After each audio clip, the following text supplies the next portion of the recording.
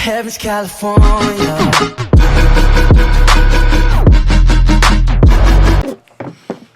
Hey guys, today I'm going to be reacting to, I don't know why I'm saying today because I'm going to react to all of these today, but third video out of 7. I was attacked by a psycho in an alleyway, so this one definitely seems interesting as well.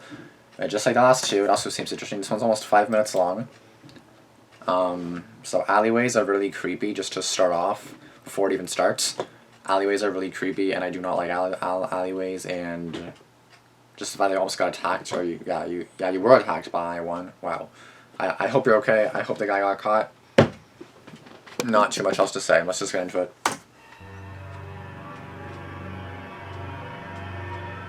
This fact happened when I was 15 years old. 15. Beginning of last year, 2018, when I finally got to sophomore year here in Brazil. He looks like he's 20. It was an ordinary Friday night. Suddenly I felt a little bit hungry, so I decided to put on some clothes and go to the snack bar. It was barely 10 minutes from my house. Okay, at 9 I p.m. usually pass through the alley to go to the snack bar, but that time, everything was so creepy in there. When I was halfway there, it was dark, empty, abnormally cold and gloomy. I felt slightly intimidated, but there was nothing there that could really harm me.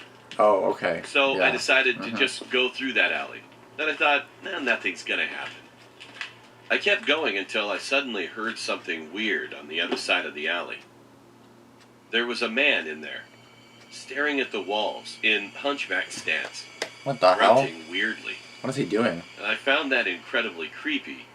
But I was nearly at the snack bar, so all I needed was just to get out of that alley. Walk 1 minute more and I finally would get there, instead of making it all the way home with empty hands. Thus I decided to ignore him and pass through after all. I finally passed through him. He turned to me and stared at me with a creepy smile, which made me he has a knife. trying He has to a knife. avoid him.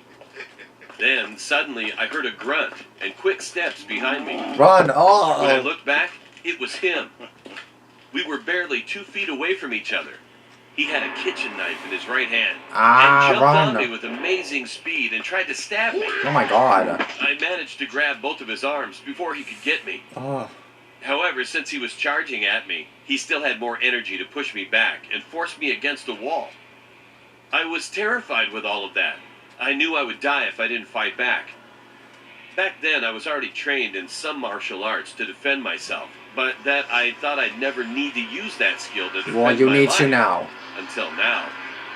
So, in a sudden burst of adrenaline, I managed to twist the wrist which he was holding the knife, kicking his stomach, and punching him mercilessly in the face several times. Yeah, there you go. In the end, his face was bleeding so much, but his body was ignoring the pain of the blows in his body, and only focusing on killing me. Oh my god.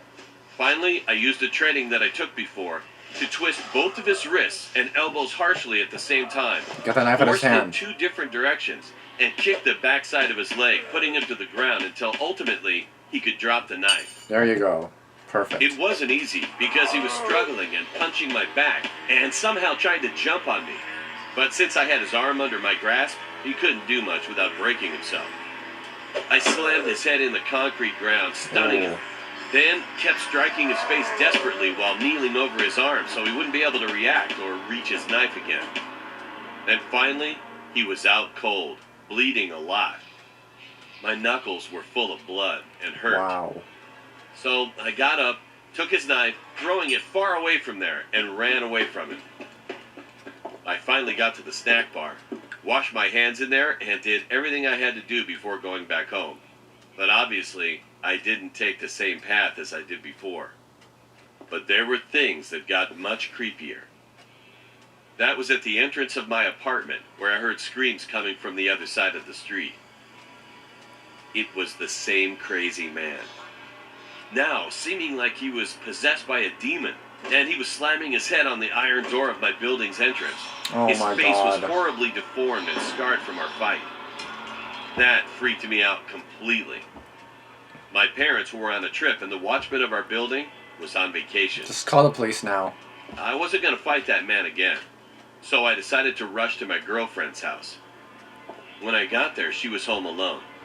Of course She she looked was. worried because I was looking pale, and there were still some marks of the man's blood on my clothes. Oh my god.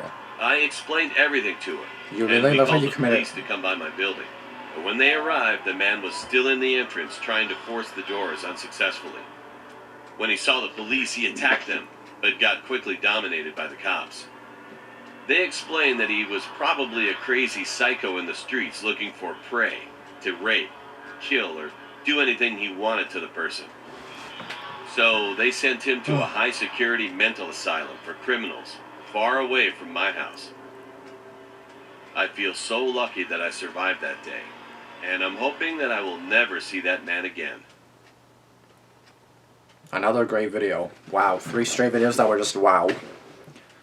Okay, the moral of the story is do not go through alleyways. I never liked them anyway. Like, I literally have an alleyway right there. Like, my backyard, and, like, you can't really get to it here. There's, like, a fence and stuff. But, like, you can go through the alleyway. And, like, we do that sometimes, very rarely, never at nighttime. And it's not, like, an alleyway where it's, like, in between buildings. It's more, like residential houses, you know. At nighttime, it would still be really creepy, like, no doubt. But now that it's daytime, it's obviously not that creepy. I know in the summer we would always go and, like, pick, like, raspberries, blueberries, whatever, because, like, we had, like, those bushes. Oh, look, llama arts. Now, creepy neighbor horror story animated. Looks like I have 11 videos to do today. Anyway, a good video, but once again, do not be in alleyways. Do not go at nighttime. Like, again, an alleyway alone at night is just red flag after red flag. Like, going through an alleyway in the daytime with a friend, that's a lot better. You know, like you're with someone, it's a daytime, and you're still in an alleyway, which is still not good. I think my friend told me a while ago, I believe this was my friend. I do not know what time it was, but I think she said that she went through an alleyway and then someone put a gun to her head. I don't know if that was right or not. She's not my friend anymore.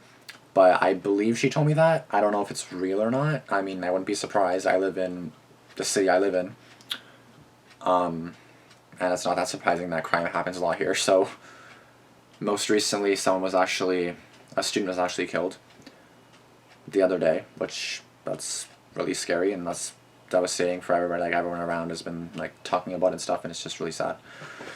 But, ugh, I just don't like thinking about it. But just be careful. Wherever you go, going to school, going anywhere, just be careful with the hell you're doing, because, like, you never know. And it just makes me nervous to, like, even go anywhere, but you can't live your life in fear, so. I don't know, but just be careful what you guys are doing, please. Again, do not go through alleyways at nighttime. Do not go through alleyways at all. If you can avoid alleyways, do it. Yes, it can be a shortcut, but it could be a shortcut to death. So, just be aware and just watch out. And that's everything for this video. So, thanks for watching. Like, comment, subscribe, and peace out. Bye.